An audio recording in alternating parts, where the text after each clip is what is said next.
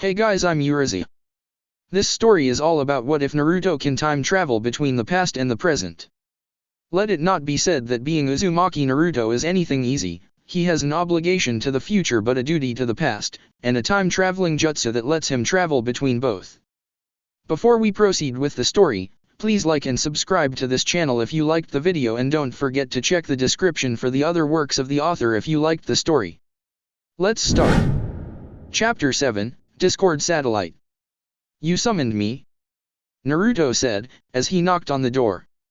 The Sandaime's office was chalky with toxic smoke, the man sitting in sharp relief of the sifting haze, seeming intent to stare into the equally hazy depths of his crystal ball.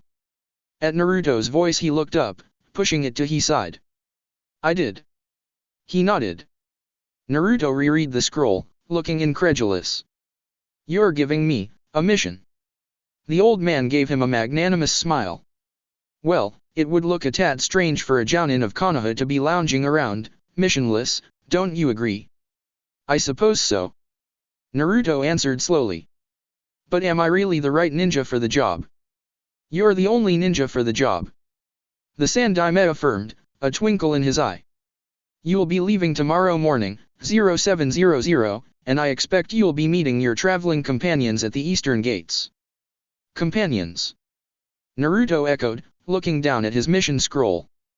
But this says it's a solo mission. To a Megakure, yes. Sarutobi nodded, before smiling dryly. You'll find that you aren't the only one traveling in that direction. Not entirely understanding, Naruto only nodded slowly, bowing, before letting himself out. This would be his very first time receiving a solo mission from the Sandaime Hokage. To think, the last time he'd stood in that office for a mission briefing he'd come in a little genin on another Team 7, with one lazy sensei, one brooding boy and a happy little girl. Now he was exiting a young jounin, clutching an A-rank mission in his hand. After mulling over the Sandaime's words throughout the night and well into gloaming, Naruto wasn't entirely surprised to see Team 7 waiting around the edge of Konoha. Naruto-kun. Rin perked up as he took the stairs down to the gate two at a time. He grinned. I had a feeling I'd be traveling with you guys. You're on a mission.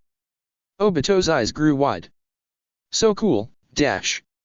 Where to? A Megakure. You're traveling with us, dash. Obito yelped out, enthusiasm growing tenfold. No way. This is going to be the best mission ever. Sensei, does that mean we get to do Naruto's mission, too? Absolutely not. The Yondaime cut in. Naruto will only be traveling with us there. I'm sure whatever he's up to is a little more than our C-rank retrieval mission. Obito pouted. No fair, what rank is your mission, Naruto? A. The blonde smiled. But it really isn't as much fun as you think it is. Sounds like jounin work. Minato appraised. Naruto shrugged. I'm just glad to be back in the swing of things. To be quite honest, Minato was just pleased to see the blonde in relatively good health. Seeing him on that hospital bed hadn't been easy for the older blonde. Seeing Naruto doing anything but smiling happily seemed wrong. Minato-sama. The chunin at the guard post bowed lowly, and Minato bit back a groan. Tetsuo-san, he greeted, amiably enough. Naruto was impressed he even knew their names. Saoshik-san. Everything's good up here. It's as to be expected. Said Tetsuo with a pleased grin. A bit busy for today, but everything's going smoothly. I'm glad to hear it. Minato nodded, smiling. No wonder the textbooks had referred to him as the People's Hokage. The sunny blonde turned towards his team. You guys ready to go? Yes. Rin and Obito chorused.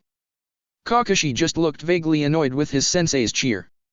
Naruto had never been to a Megakure, but as he had suspected, the majority of the landscape was plotted with thick, obscuring trees, a damp cloying humidity hanging heavily in the air. The country of rain, and by default, rainforests, had to be the most buggy, unnaturally warm climate he'd ever been in. And for a well-traveled jounin, that was surely saying something. You know, a Megakure is a natural phenomenon completely untouched by time. Some of their rivers have been around for centuries. Who knows what kinds of exotic biological species reside in their depths? I'm surprised no one's ever tried to look before. Obito gave Kakashi a flat look, which for once, the younger shinobi met with equal regard. What's wrong with this girl? He snorted. I'm sure that's not exactly true, Rin-chan, said Naruto neutrally. Last I hear this place was completely ravaged by. He, luckily, cut himself off before he betrayed any secrets about Hanzo the Salamander from his history lessons, in a time when they weren't exactly just history lessons. By what? Rin peeked, curiously.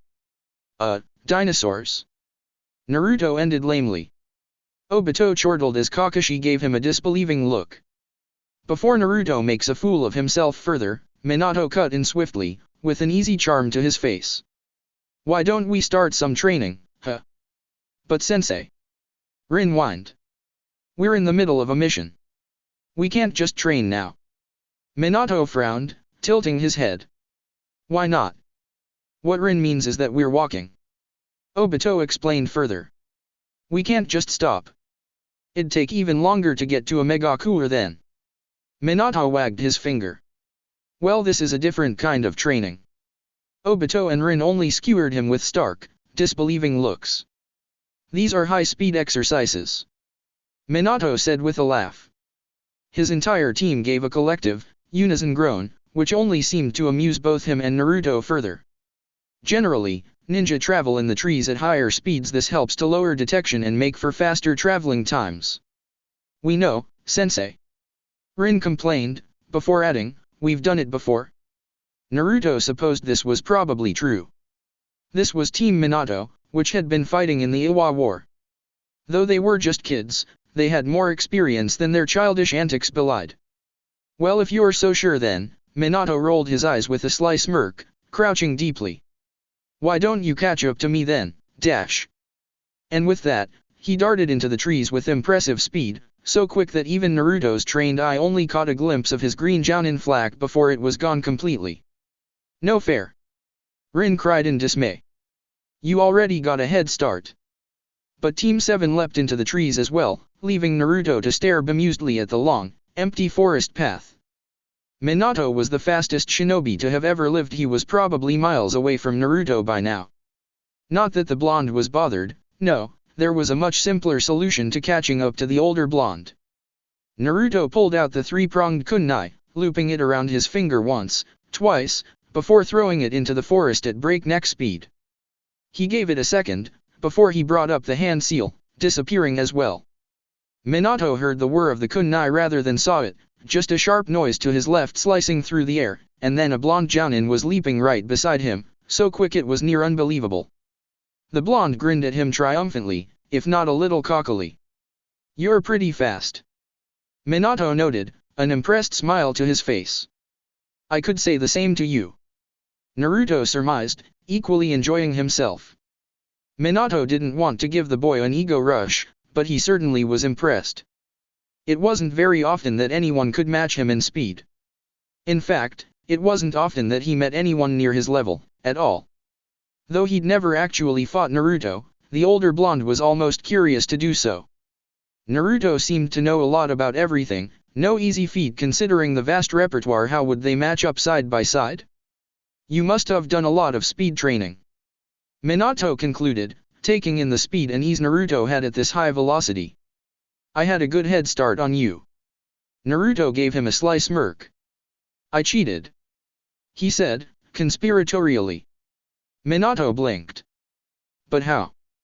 There's a move I created, the Yondaime began slowly, as if appraising if Naruto was ready to hear this. Called the Hirishin. I think it'd be a good move for you to learn. Naruto only smiled. I already know it. I bet it is. He agreed, airily. You'll have to teach it to me sometime. You'll have to teach me sometime. Minato shot back. Naruto blinked. You're the Hokage. He pointed out. Don't you know everything? Not at all. Minato scoffed. His piercing, ice blue eyes were on Naruto once more, as if seeing right through him and picking him apart. Naruto swallowed. He sincerely hoped not. I'm sure you know a lot more than you let on. That enormous fire technique, the like of which he'd never seen before. And that Rasengan-type move, how did he come up with it? It had taken Minato nearly 3 years to make that move. He doubted anyone could do the same to such perfection. And a comment he'd made earlier. Are you a Fuinjutsu master? I hear they're all super cool sealing masters. Well, yes, but I know a lot less than you think. Naruto answered honestly. He didn't really know much, himself, anyway. The majority of the insight he had came from the fact that he came from the future, where all the answers were laid bare with time. I'm sure you could teach me something. Minato wheedled, actually becoming interested in learning something from the other blonde. How about Fuinjutsu? Naruto's eyes widened. And then narrowed. But aren't you good at that? Well, yes. Minato supposed, taking a giant leap and almost overtaking the blonde Jounin. Naruto sped up with him, wondering how on earth Team Minato was going to catch up to them. But I've never seen a seal like yours before. Like mine? He must be referring to the Shiki-Fuin, Naruto thought. And let's hope you never do. He shook his head of his thoughts. It's not really mine. Naruto explained. Someone, well, painted onto me, I guess. I didn't even make it, though it is quite a work of art. If you don't mind me asking, Minato began slowly, though Naruto had a feeling he would. What does it do, exactly? Naruto answered with the truth. It seals away a separate part of my chakra. Now Minato was just confused. A separate part? But why? Why would anyone want to do that? Some people would kill for the amount of reserves Naruto had, or at least, suck him dry of them using some bizarre jutsu. To separate it was just crazy. Naruto shrugged. It's a very difficult chakra to use. He picked his words carefully. It's not really mine, you see, and it does crazy things to me. Not really yours. Now Naruto was just really not making sense. But how can that be? But Minato's attention was diverted, as Naruto looked ahead sharply, darting out of the way just as the two approached an enormous fallen tree in their path. Naruto split left and Minato split right, the two landing heavily on opposite trees with an audible thunk. Minato had a few seconds to catch his breath, before he was diving back into the path of tree limbs, grabbing Rin and Kakashi before they too could barrel head first into the tree. Luckily, Naruto managed to haul Obito out of the way as well, the 5 of them breathing heavily from such physical strain. Well, that was a close one. Minato said with a laugh. That would have sucked to run into too. Rin gazed at the enormous tree, covered in moss and growing fungi. No kidding. She breathed, before her attention snapped away. Oh. Look at that mushroom. Kakashi and Obito sighed. Minato only rolled his eyes. I think that's enough training for today. Obito immediately bounded up to Naruto, gushing about how fast he was and how he might even be faster than Minato. Naruto took this all with a surprisingly modest head, insisting that Obito was only overreacting. But Minato found his eyes drawn to the other blonde, anyway. What could Naruto have been referring to? The village hidden in the rain was, as Naruto assumed, exotically rainy. And not in the good way. Team Minato plus Naruto were heavily laden with their thick rain cloaks by the time the 3rd day rolled around and they reached the main village. Mostly, it looked war-ravaged and a little reluctant to be allowing Konoha inside. But Minato gave them his most disarming smile, and that seemed to keep the disgruntled guards at bay. Will we be meeting you soon, Naruto-kun? Rin asked concernedly, as they were about to split to different hotels. Naruto gave her an easy, worryless smile. Of course. If not, I'll see you back at Konoha. Rin didn't look completely content with the answer, but Kakashi managed to drag her away before he could protest. Naruto hadn't meant to, but he accidentally met the fierce blue of Minato's eyes, the man conveying some sort of silent message that the blonde didn't understand, before turning away with his team. Sometimes, in the depths of those icy eyes, he could see the terrifying yondaime that dominated the Third Shinobi War, the impassive features depicted in his history book. Other times, he saw Minato-sensei, the easygoing, if not a tad perceptive leader of Team Minato/Team 7, who looked up to him with more adoration than necessary. And on the briefest of occasions, he saw a bit of himself. A bit of his father. The blonde made his way to his hotel, which was, in fact, very close to Team Minato's. Though Team 7 was under the impression Naruto was out aiding the village against some sort of local criminal organization, completely unaware that Naruto was meant to watch over them. Sarutobi had gotten word at Iwagakure's recent attempt to get rid of the Yondaime through his team. Minato was probably aware his life was in danger. It would have been detrimental on the Sandaime's part not to have him aware, though Naruto didn't think the other man was aware that Naruto would be assisting in this as well. Though it was quite likely he had a hunch. Minato was oddly insightful like that.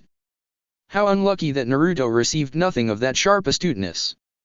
Naruto took in the vast, barren landscape, seeming devoid of life and nothing but a bold fixture of mud and dirt.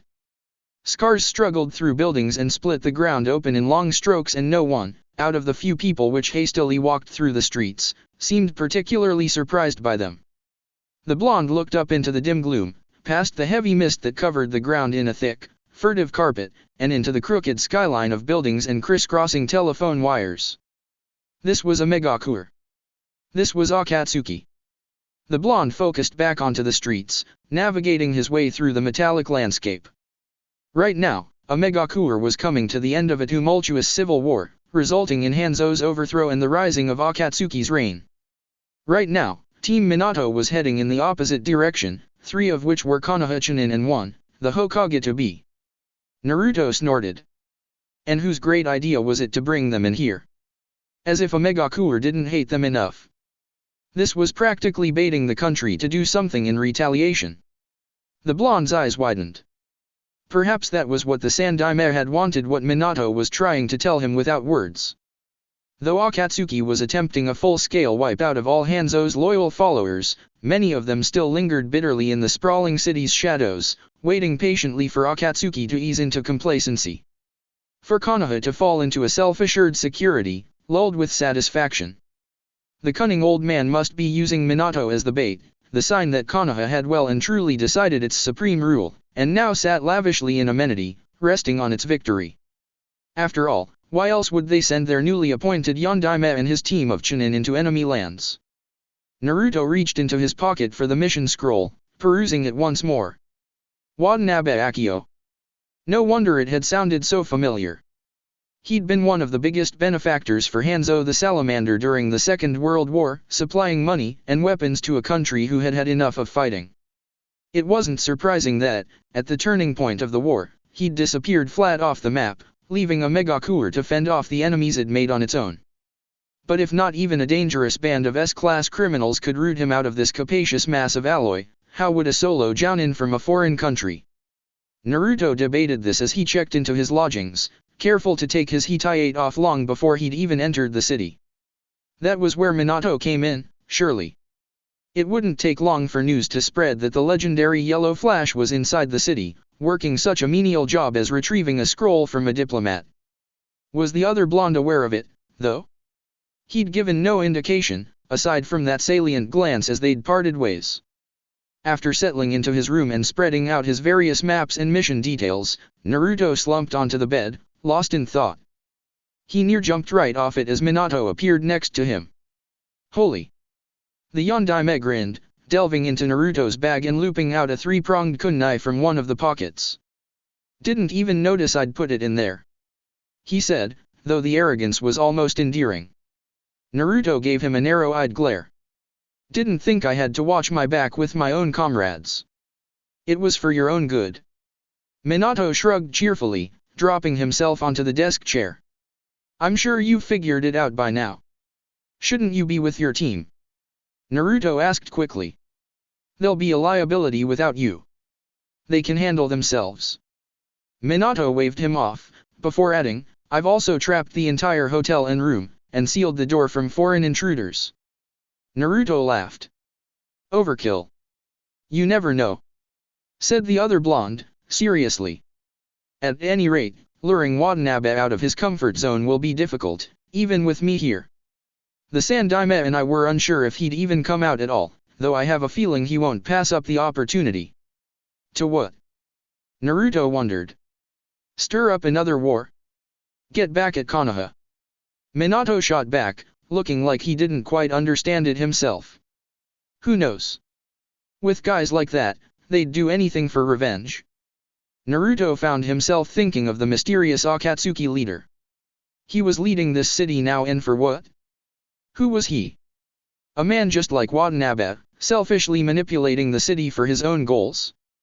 For revenge as well? So do we have a plan? Not much of one. Minato sighed.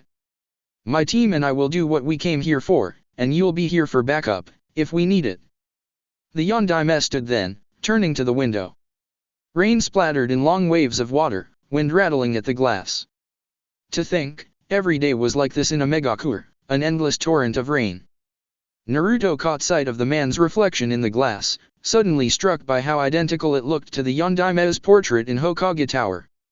The sternness to his brow, a seriousness that Naruto rarely saw. To think, how different this country is now. The Hokage to be shook his head. How could it have changed so easily? The time traveler thought to the coup that could have done the same to Konoha, to the elusive leader of Akatsuki who had managed to do it to a megakure. I'm not sure. The blonde answered honestly. Maybe it's inevitable. Minato shook his head. Not while I'm Hokage. He whispered, though Naruto was under the impression it was more to himself. If only he'd stayed Hokage longer, then. The blonde leapt as if burned, reaching into his side pocket where he pulled out a seal. Naruto immediately recognized the design as an alert. The Yondaime met his eyes, a look of frightened terror, before he pulled Naruto's arm, and the two of them were leaping through space. They hit the floor of Team Minato's hotel room, now looking like a spree of attack dogs had ravaged the room. The Hirishin always reminded him of time travel, a sheer vertigo of disequilibrium that made him feel dizzy. Minato's had been a fluent motion, like diving into water. The Yondaime burst into action, throwing open the bathroom door, to see the inside wrecked as well. Naruto checked the outside hallway, which seemed as battered as the door did, though this time, he found Obito, at least. The Uchiha was slumped against the wall, another nin laying crumpled at his feet. Though victorious, the black-haired boy looked worse for wear. Obito. Naruto murmured, propping the boy against him. Are you all right? NNN. The Chunin shook his head, looking out of sorts. I'm fine.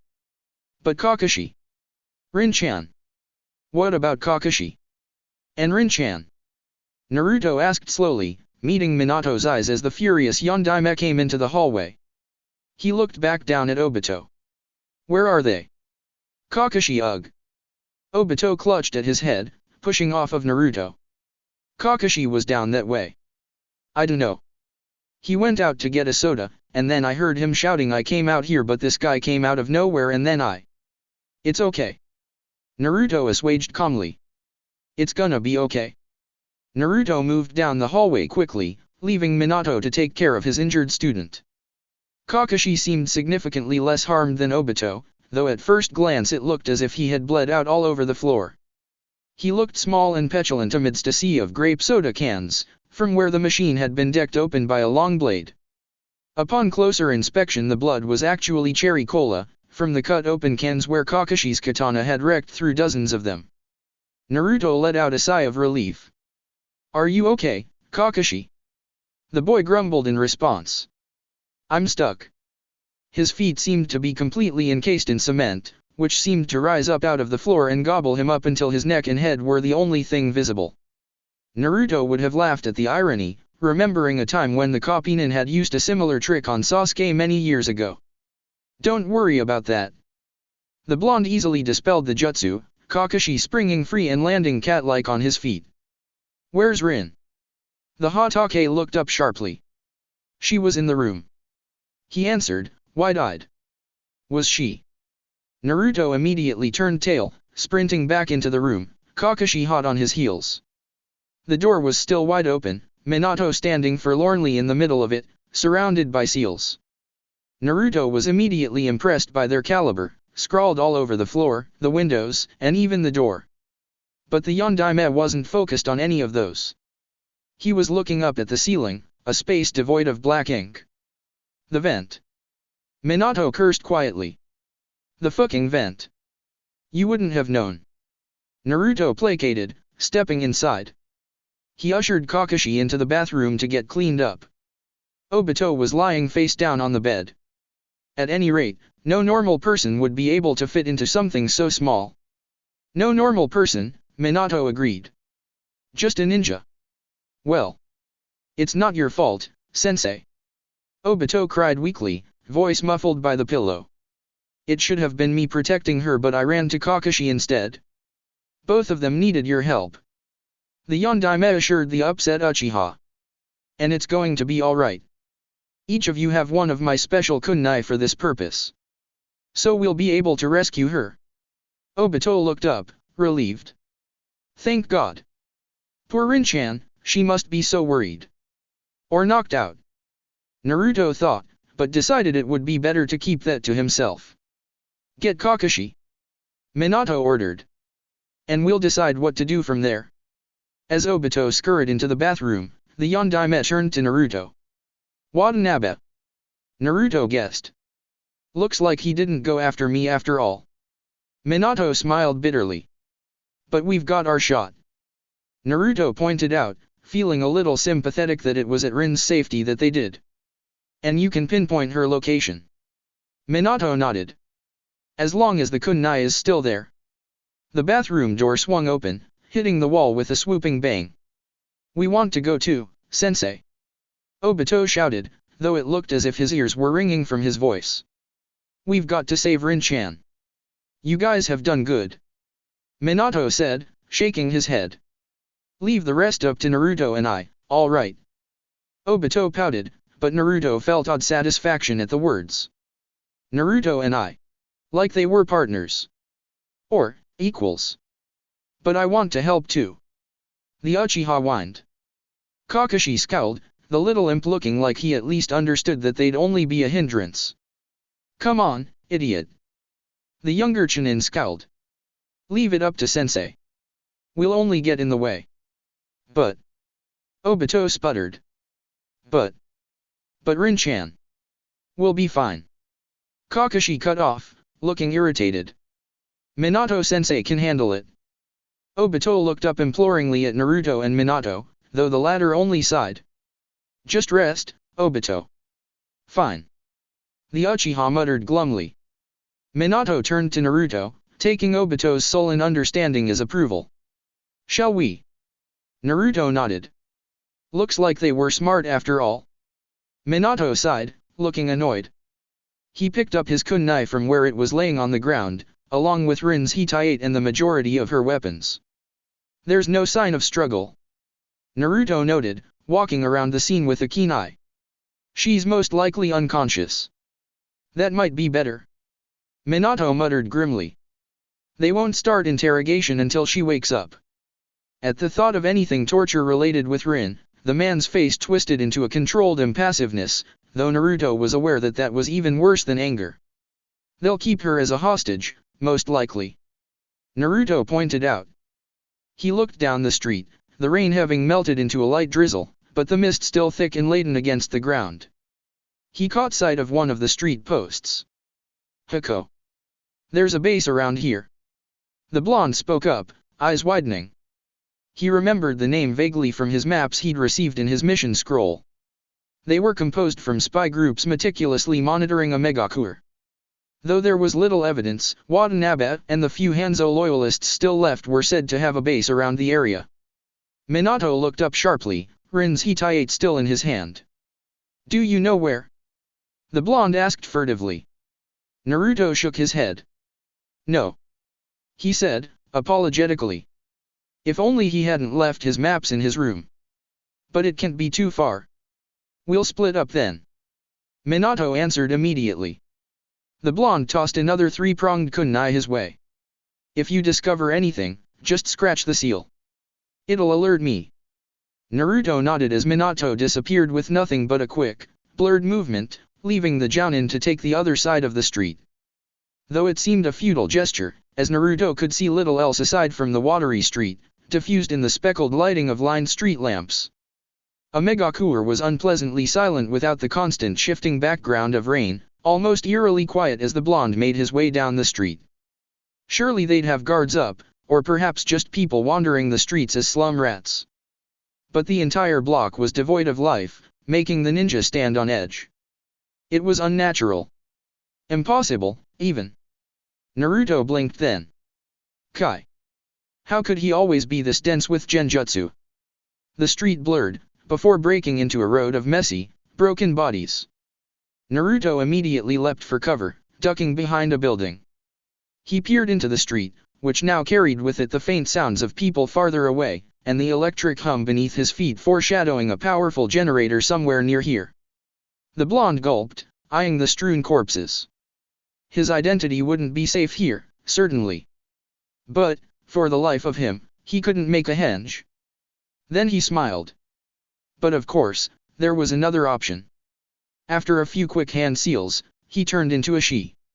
He had no time for satisfaction, however, as a blade was poised at his neck. A young girl like yourself shouldn't be wandering alone. Naruto smirked.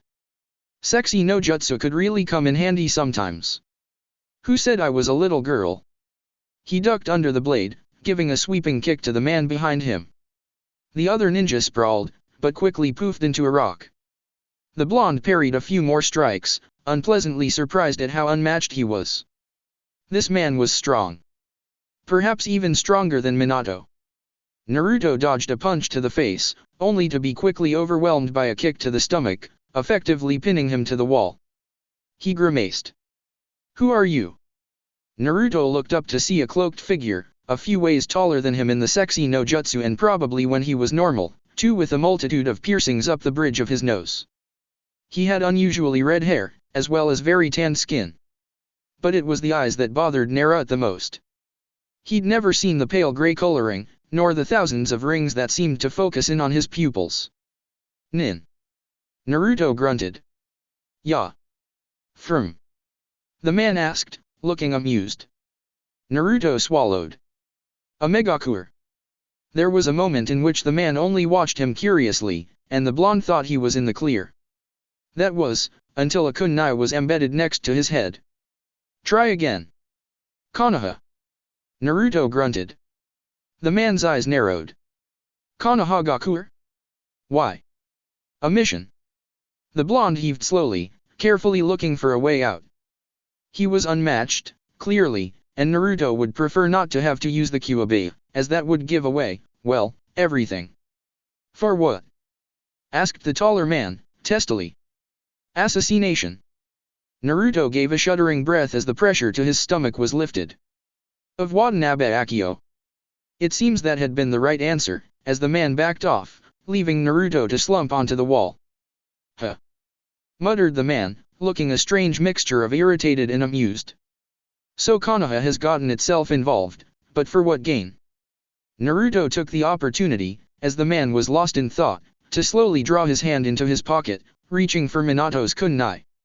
If he could just give it a scratch, even the tiniest one, surely the two of them could take this man out together. It shouldn't be too hard, after all, with their speed and the element of surprise. But the man's eyes flashed, and one hand was on Naruto's feminine wrist, near crushing it, and the other was grabbing the kunai for himself. Naruto blanched. The Yondaime's seal? Said the man, monotonously. Naruto paled, as he threw it into the far wall. It embedded with a thunk. He will not be helping you here. We have no need for that man. And me? Naruto asked bitterly, holding his ground. The man with piercings eyed him casually. You may prove your usefulness. He decided upon. And then, Konan. A woman appeared in a flurry of paper flowers. Her eyes were dark, but her hair was a bright, sky-like blue. The main entrance is clear. The woman began, her voice a careful blankness as well. He hasn't foreseen our involvement. Good. The man nodded, before turning to Naruto once more. You will aid us in our quest, Konoha Kunoichi, in order to atone for your country's sins. Sins? Naruto thought, puzzled, but certainly wasn't about to question. Fine. Naruto bit out, pulling himself from the wall and attempting to tie up his long hair. It was nice when going for the whole sexy thing, but an annoyance when he was actually trying to get work done. No introductions or anything. The blonde muttered. But the man caught it. You may call me Pain for now, he said enigmatically. This is Conan. The woman inclined her head. Naruto scowled. But I don't understand, why are the two of you helping me? The woman, Conan, snorted. We have our own motivations, answered Pain, with an air of mystery. So it seemed that there was more going on in Omegakure than Naruto had first thought. You must be with the girl, then. Pain glanced at Naruto. Naruto blinked. The one they dragged in earlier. His eyes widened. You mean Rin-chan? Conan cut her off with a hiss, waving her hand and looking down the street. Naruto closed his mouth, sheepishly. Was it a girl with brown hair? He asked, quieter. Conan nodded. She was unconscious. As he had thought. It seems Watanabe is intending to lure the Yondaime. Pain murmured. But to what end? Revenge? Naruto hazarded, quoting from before. His eyes glanced longingly to the kunai on the far side of the street. If only Minato would hurry up and realize he'd went in the wrong direction. A possibility. Conan agreed. Pain shook his head. But too obvious.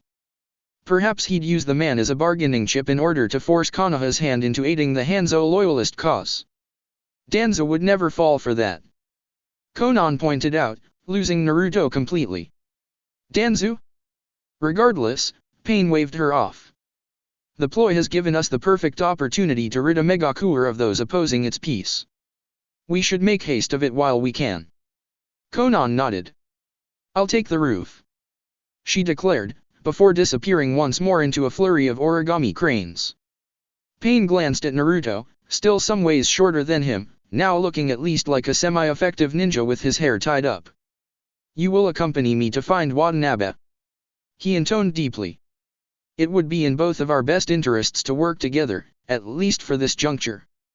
All right. Naruto agreed, if not a tad cautiously. Who knew who the hell these people were? Underground Omegakure revolutionists? Omegarnin? Though they wore no hitayate. The two entered the main premises quietly, and, true to Conan's word, the main guard and entire first floor had already been killed for them. Pain maneuvered himself around them easily, moving to the stairs, Naruto hot on his heels. His eyes were eerily bright in the dim fluorescent lighting, and Naruto couldn't help but be drawn to them. The salient, puissant glowing of them. The second floor opened to an array of surprised ninja, who were almost immediately blindsided when gravity seemed to pull them closer to the man close enough for him to skewer them easily with his weapons. Though Naruto couldn't blame them, he was surprised too. He'd never seen anything like that, nothing so powerful. The blonde followed a little reluctantly, more worried now than before. Whoever this man was, he wasn't anyone to be trifled with. The strange dojutsu, the odd technique Naruto swallowed, and decided that some things should stay in the past. This would be one of them. He warily kept his distance from the other man, contemplating how he was supposed to send a message to Minato. He'd found the hideout, that was for sure, though in present company, he doubted he'd be able to do little else aside from follow and wait for a moment in the man's spectacular defense. It seemed that he kept one eye on their enemies, and one eye on Naruto. By the fifth floor, Naruto was feeling a little useless, though he was privately pleased by this fact, as using any unique attacks may give him away and coming up empty-handed on how to get in touch with Minato. Every time his hands so much as twitched, Pain's eyes moved to him, those strange rings glancing at him quickly, before he easily disarmed their opponents. How many more floors? Naruto asked by the seventh, getting a little exhausted. Being tense for this long really wasn't good for his muscles. It felt like every second he was waiting for Pain to turn to him and spring into action, preparing himself for it, for what he'd show the other man if it came to that, he'd have to kill him. For if Pain ever lived to tell the tale. The man gave him a sidelong glance.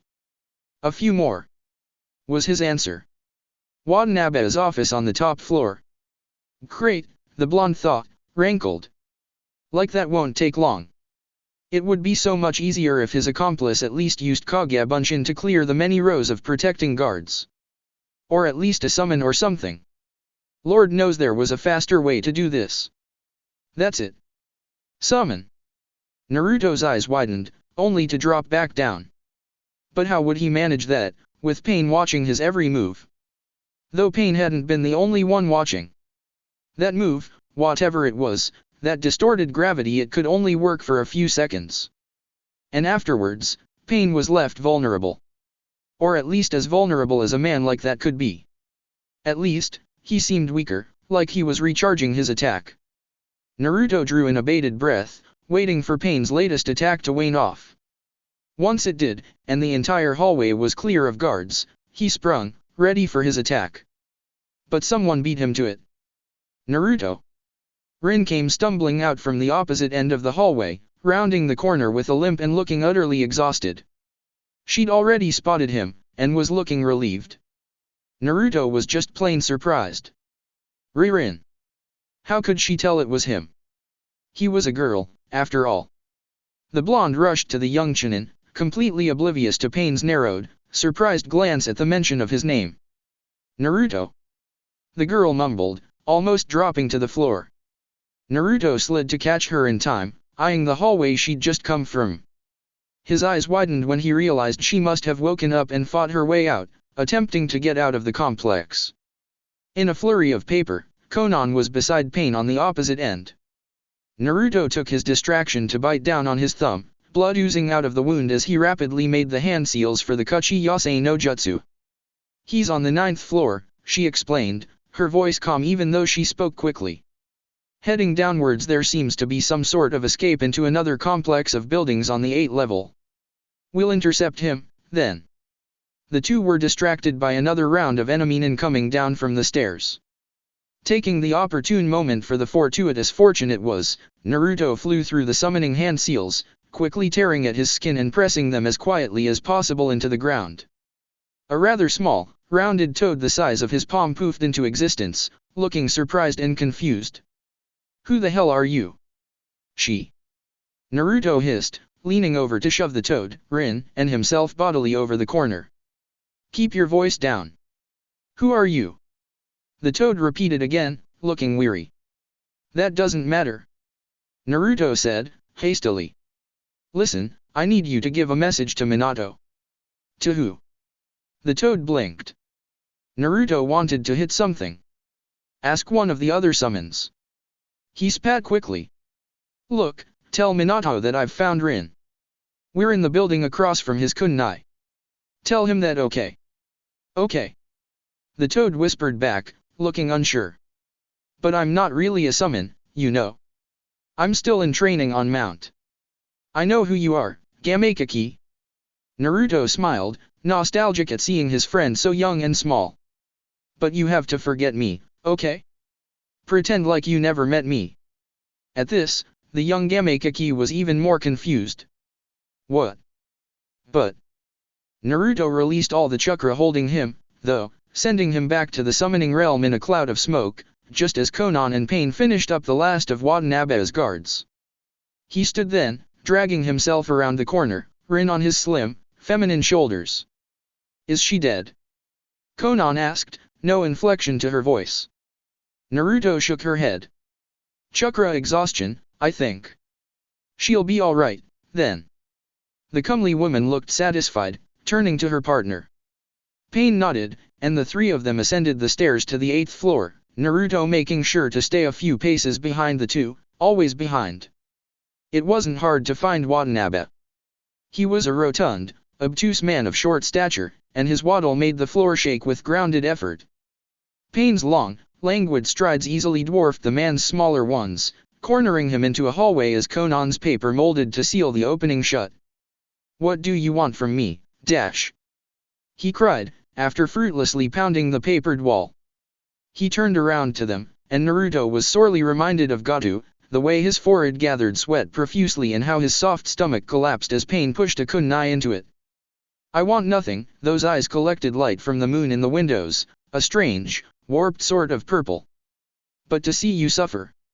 Like a stuck pig, the man squealed, yelling aloud. I never did anything wrong. I was just helping, you know?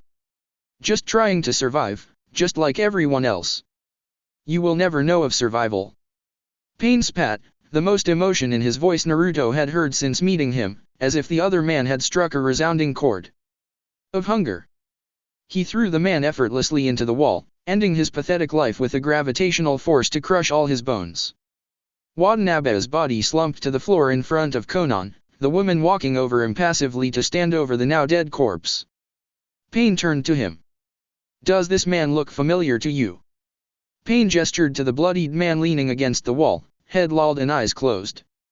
Even if he did look familiar, Naruto wouldn't be able to tell with all the swelling and blood, all the skeletal bone structure mangled. He blinked. Does he?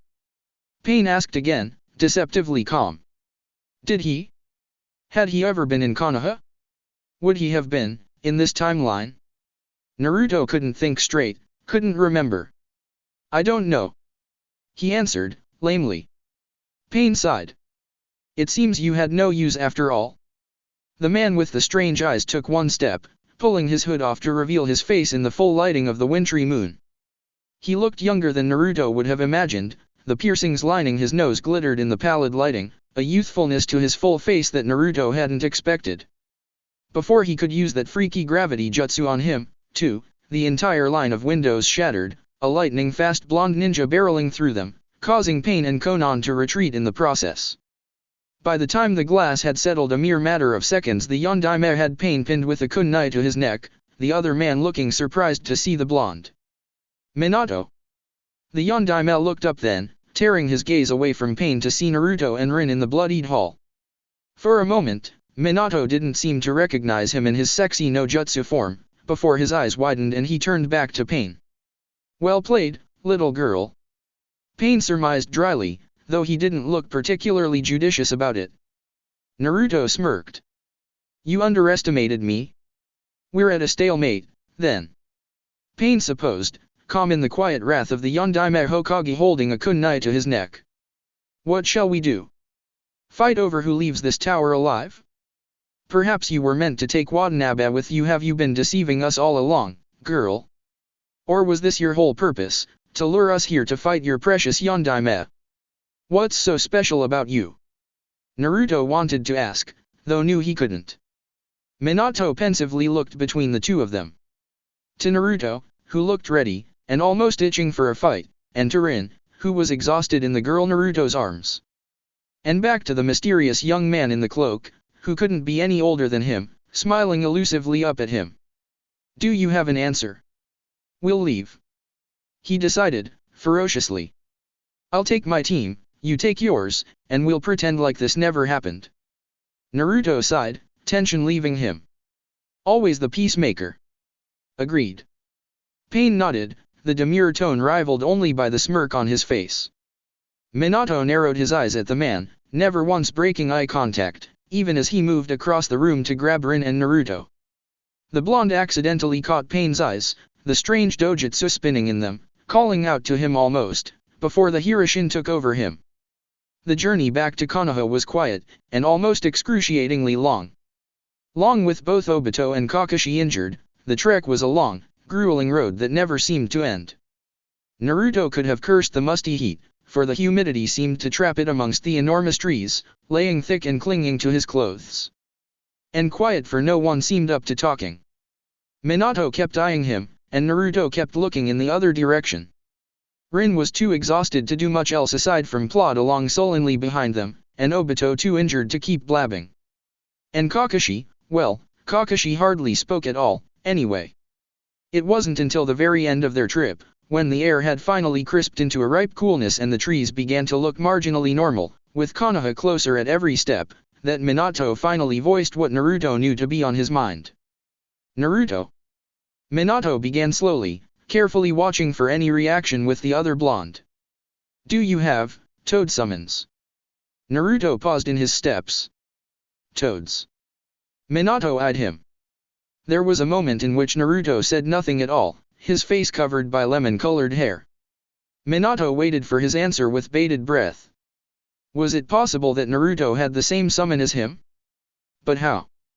Only Jiraiya had the contract. Had Naruto encountered Jiraiya? Was he a student as well? But how was that possible? And then, Naruto laughed. Toads. He repeated, wiping at his eyes. No. I summon frogs. Minato blinked. Eh. And then. But it was an amphibian. Naruto looked at him, amused. Frogs are amphibians too, you know. This was true. The Yondaime tried to think back on the summon he'd seen. It looked a lot like a toad, but wait. Didn't frogs look like toads too? It had been green after all, and a little slimy. But weren't toads like that too? What was the difference between them, dash? His confusion must have shown on his face, for Naruto continued to laugh. Perhaps he'd been wrong after all. Chapter 8, Sign. Minato followed Naruto with a keen eye, unsure if his incisiveness was only having him make hypothetical theories or actual conclusions. He hadn't gotten anything so far. Naruto was different. Though that was obvious to any observant shinobi. The blonde Jounin was almost disturbingly intuitive, with a vast, almost omniscient knowledge that he seemed to keep a vigilant watch over. Though, Minato thought that if he just asked, he might get the answers he wanted. Might. Mostly, Naruto only followed Obito around good-naturedly, amused as the boy lead him around to various arcades, bookstores, local shops, and of course, the ramen stand. Naruto seemed to get along well with his team, even Kakashi to an extent, though the two of them seemed cordial at best. Minato didn't really mind, after all, it was good for his team to socialize, though that didn't stop him from carefully keeping an eye on the other blonde. For the Jounin was certainly stronger than he let on. Minato was certainly struggling to understand the blonde, though what he didn't know was that the blonde was struggling to understand himself. He inherently was aware that a large part of who he was came from his parents. Genetics, and all. Minato was obviously his physical correlation, as the two of them could pass for twins if they wanted to. And Kushina, well, Kushina was the reason why a lot of people weren't too surprised he was such a stubborn, mulishly immature kid when he was younger. And that was really all he'd thought of his mom. She was really pretty, yeah, and really nice when she wanted to be, though mostly she just had a temper. There was something almost flat to their dynamic, a linear, straight accepted idea that this was his mother. She was fiery, and beautiful, and strong. But not like Minato. Minato was fiery, strong and real.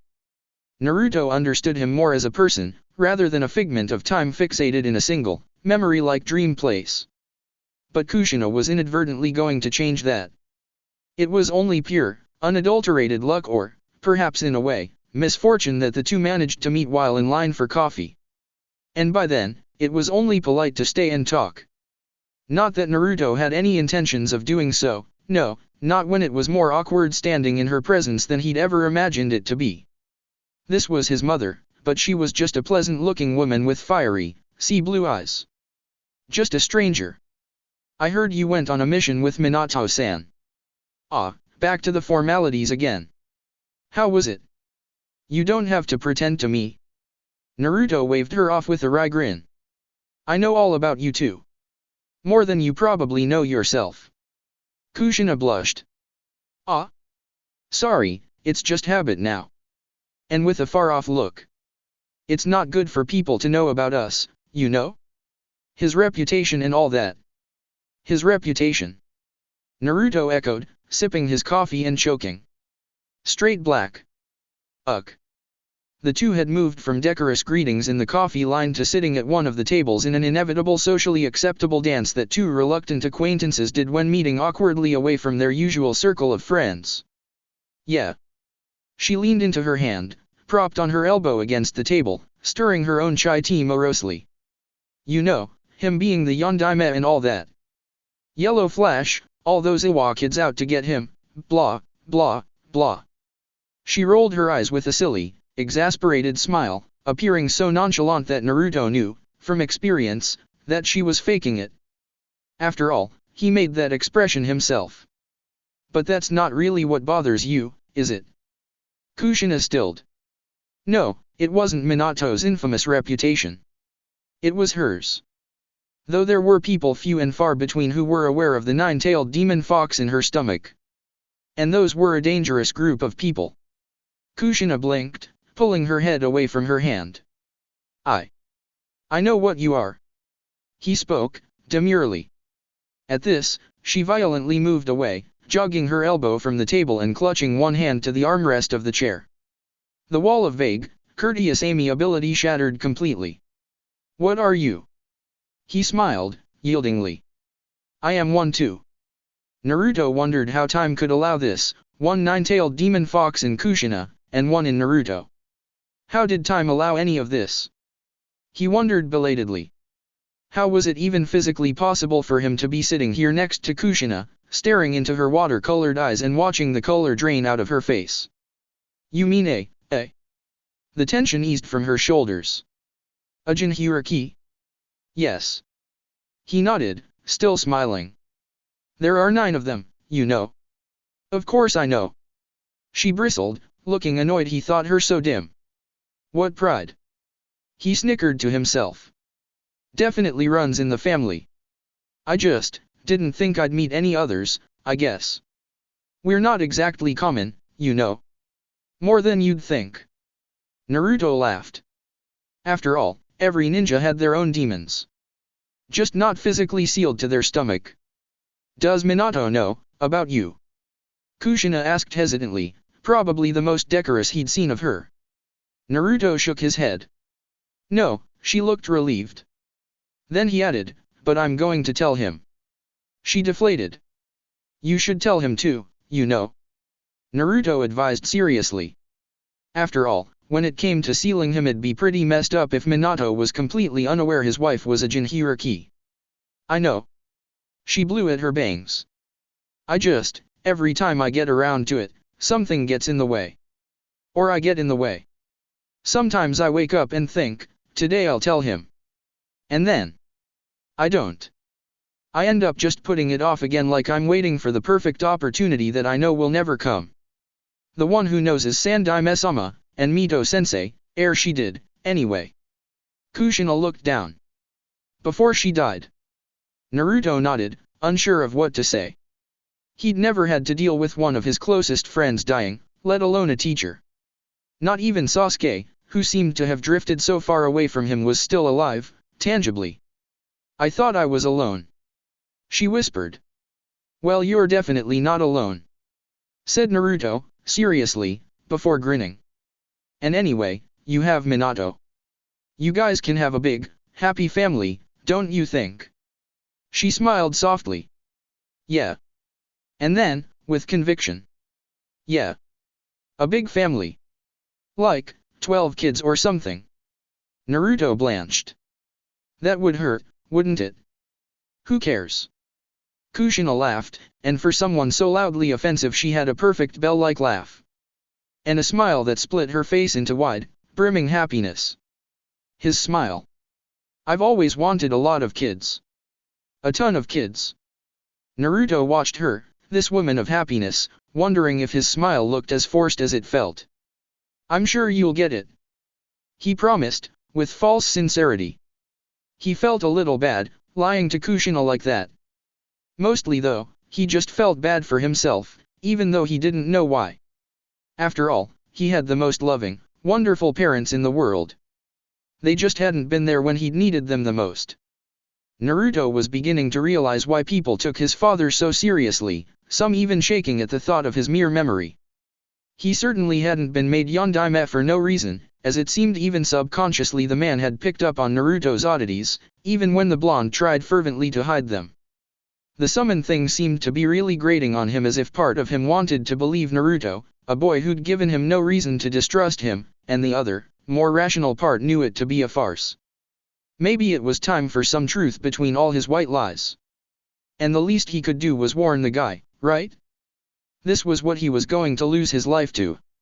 Which was why, as he put down his ramen and quietly thanked Teuchi for the nice meal, he made his way to the training grounds. They weren't far, and Naruto found his thoughts wandering to the future. He'd expected Jiraiya to call him back now. They hadn't figured a way to fix the continuum issue, so every day he spent in the past was still a day not there in the future. It had been about 3 weeks or so, and while he was thoroughly enjoying his time here, Every time he saw Team 7 he thought of the half-remembered dream of a red-colored bridge, a lazy sensei and a rival with a blackened soul, still existing somewhere in the lapse of time. Every time Rin smiled, Sakura did too, somewhere in his memories. He could go back there, if he wanted. Wan Seal and he'd be there, leaning against that red bridge and looking into that watery sky.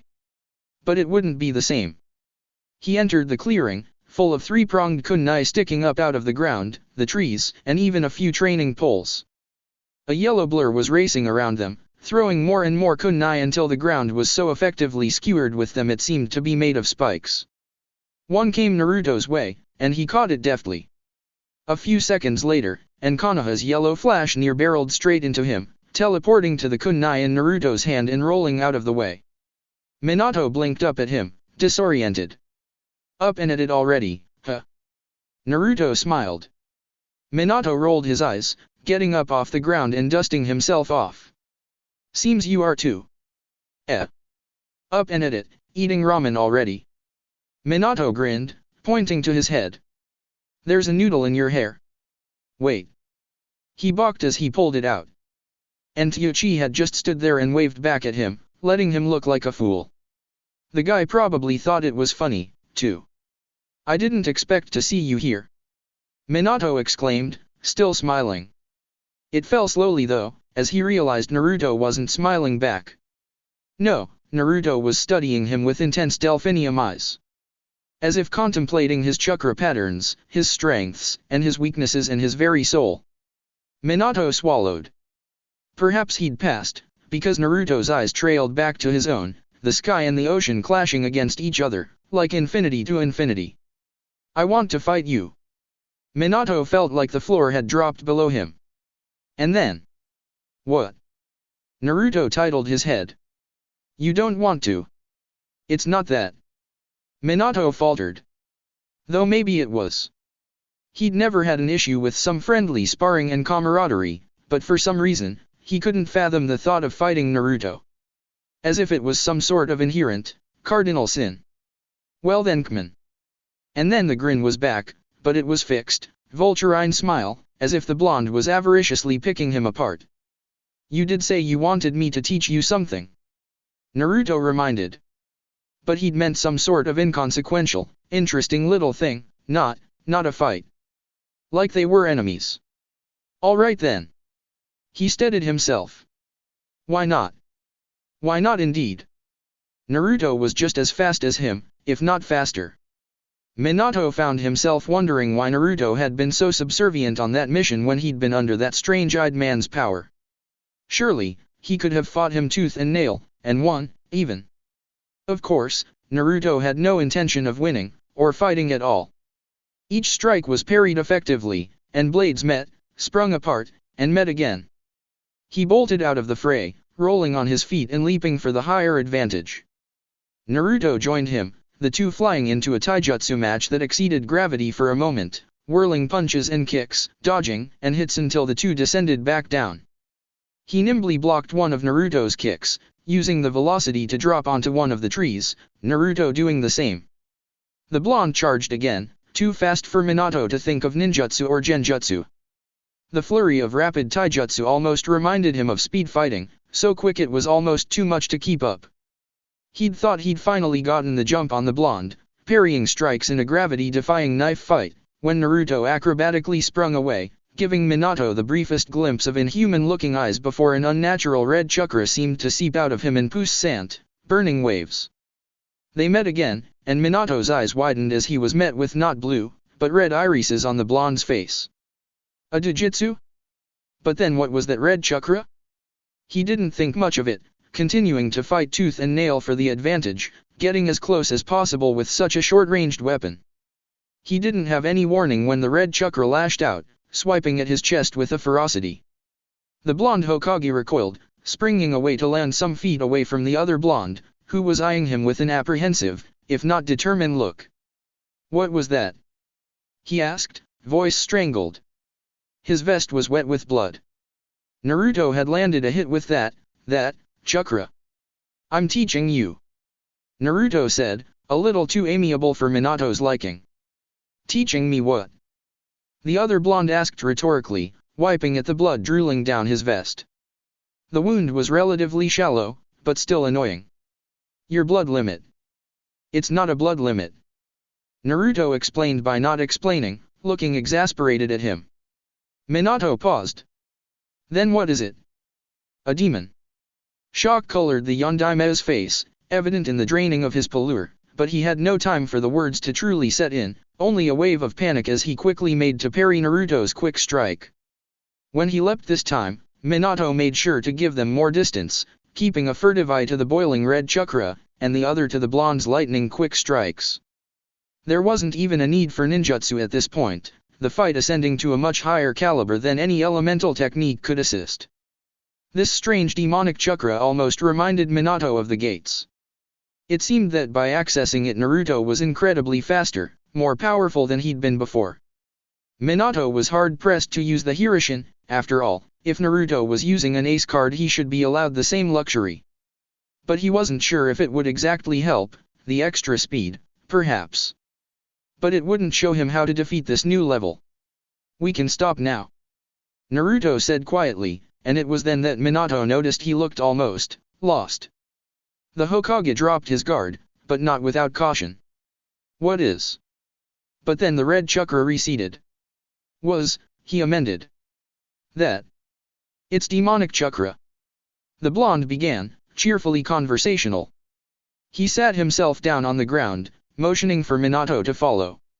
As you probably know by now, I'm a Jinhuriki. Minato blinked at him, blankly, following with great reluctance. What? Naruto froze. This was going to be a long conversation. Naruto paused, wondering how to word this. Well, I'm human, but I house a demon. Does that make sense? He thought on it, for a moment, the very mind-blowing idea of it. Yes. Minato stopped. But it doesn't seem possible. It's very possible. Naruto nodded, smiling as Minato carefully sat in front of him. And happens all the time. The blonde was looking at him unsurely. I'm sure you've heard of the nine-tailed demons. The myth.